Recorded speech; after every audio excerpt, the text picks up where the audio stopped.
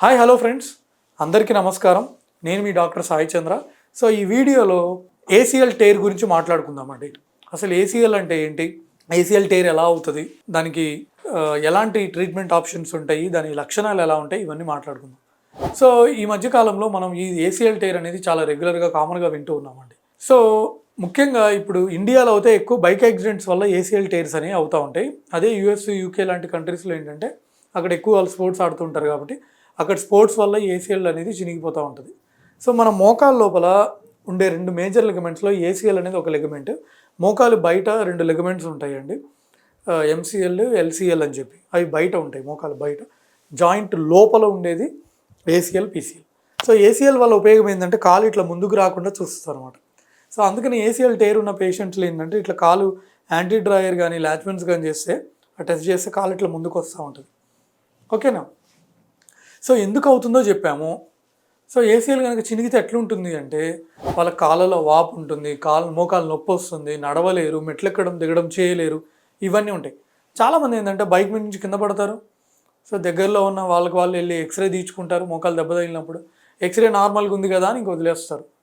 అట్లా కాదండి. మీకు కనుక మోకాల్లో నొప్పి ఉన్నా, నొప్పి తగ్గకపోయినా, ఒక ట్యాబ్లెట్స్ వాడినా నొప్పి తగ్గకపోయినా, మోకాలు వాపు ఎక్కువ ఉన్నా, నడవలేకపోయినా, మెట్లెక్కడం దిగడం కష్టంగా ఉన్నా, మీరు దయచేసి దగ్గరలో ఉన్న ఆర్థోపెడిక్ సర్జన్ని కన్సల్ట్ అవ్వండి. ఎందుకంటే మన జాయింట్లో ఓన్లీ బోన్సే ఉండవు మిత్రులారా, లిగమెంట్స్ కూడా ఉంటాయి. సో ఏసీఎల్ ఎలా ఉంది, పీసీఎల్ ఎలా ఉంది, మెనిస్కస్ ఎలా ఉంది, ఇవన్నీ చూడాలి. మీకు అవసరం అనుకుంటే డాక్టర్ గారు మిమ్మల్ని ఎగ్జామిన్ చేసిన తర్వాత ఎంఆర్ఐ స్కాన్ రాయడం జరుగుతుంది. సో దాన్ని బట్టి మీకు ఎంఆర్ఐ స్కాన్లో ఉన్న ఫైండింగ్స్ బట్టి నెక్స్ట్ ట్రీట్మెంట్ ప్లాన్ అనేది ఉంటుంది. సో ఇందాక నేను చెప్పినట్టు ఏసీఎల్ టేర్ అనే పేషెంట్స్కి మోకాళ్ళ నొప్పి, వాపు ఇవన్నీ ఉంటాయని చెప్పా కదండి.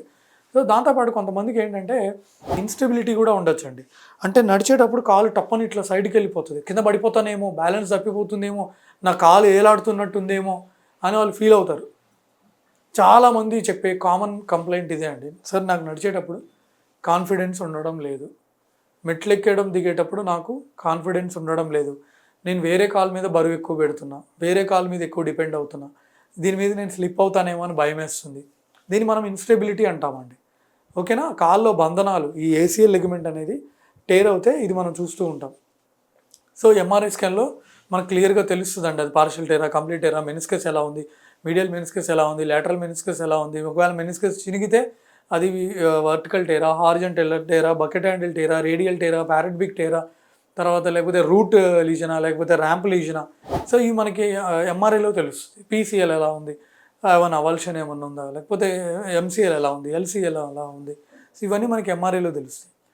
సో సర్జరీ అవసరం అనుకుంటే సర్జరీ చేయడం జరుగుతుంది. సో దీనికి గ్రాఫ్ట్ యూజువల్గా హ్యామ్స్ట్రింగ్ గ్రాఫ్ట్ కానీ, బీపీటీబీ గ్రాఫ్ట్ అంటే బోన్ పటెల్లార్ టెండాన్ బోన్ గ్రాఫ్ట్ కానివ్వండి, లేదా క్వాడ్రిసెప్స్ గ్రాఫ్ట్ కానివ్వండి, లేదా పెరోనియస్ లాంగస్ గ్రాఫ్ట్ కానీ వాడడం జరుగుతుందండి.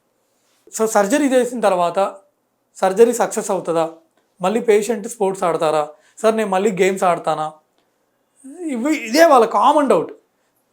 అసలు మనం ఈ సర్జరీ, ఏసీఎల్ రికన్స్ట్రక్షన్ సర్జరీ చేసేదే మళ్ళీ గేమ్స్ ఆడిపించడానికి, మళ్ళీ మిమ్మల్ని నార్మల్ చేయడానికి.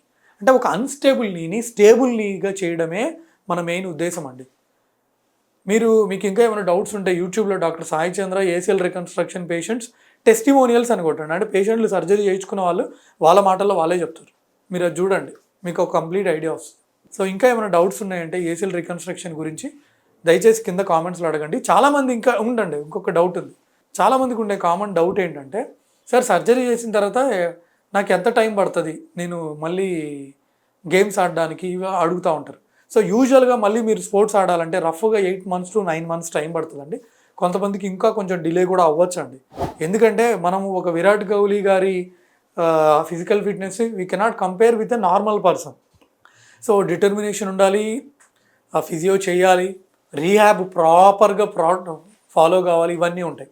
సో రఫ్గా చెప్పాలంటే అరౌండ్ 9 months మీకు టైం పడుతుందండి మళ్ళీ బైక్ డ్రైవ్ చేయడానికి. ఎందుకంటే సార్ నెక్స్ట్ మంతే మీకు చేయలేమంటే మీరు చేయగలుగుతారు, మళ్ళీ కింద పడితే ఇబ్బంది అవుతుంది అని చెప్పి కొంచెం డిలే చేయిస్తాం అనమాట. హవెవర్ సర్జన్ కూడా కొంచెం డిఫరెన్స్ ఉంటుందండి.